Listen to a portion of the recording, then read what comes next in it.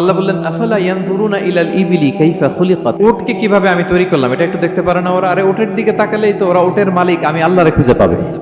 উটের কথা আল্লাহ কেন বললেন? উট হচ্ছে এমন আজীব একটা প্রাণী যেটা প্রাণী বিজ্ঞানীদেরকে হয়রান করে দিয়েছে। আল্লাহু আকবার, আপনি অবাক হবেন উটের যে ফিচার আল্লাহ তাআলা দিয়েছেন। মক্কার লোকেরা উটের গোশত খাইতো, উটের দুধ খাইতো, উটের চামড়া দিয়ে দ্য ফাইনেস্ট লেদার তারা বানাতো, ওটের উপর মাল নিয়ে বোঝাই করে এক প্রান্ত থেকে আরেক প্রান্তে পাড়ি দিত, নিজেরা ওটের উপর রাইডিং করত।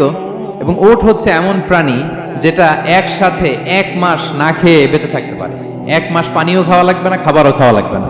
প্রাপ্তবয়স্ক একটা ওট একসাথে 200 লিটার পানি খেয়ে ফেলতে পারে। এবং ওটের পেটের ভিতরে একটা স্পেশাল ওয়াটার চেম্বার আছে, ওই চেম্বারে রেখে দেয়, যখন লাগবে ওইখান থেকে নিয়ে নিয়ে বেঁচে থাকে। 1 মাস না খেয়ে বেঁচে থাকে কি করে? উটের পিঠে দেখবেন একটা কুজ আছে, এই পুরো কুজটা হচ্ছে চর্বির আধার। উটের যখন খাবার থাকে না মরুভূমিতে, মাসের পর মাস যখন চলে, ওই চর্বি থেকে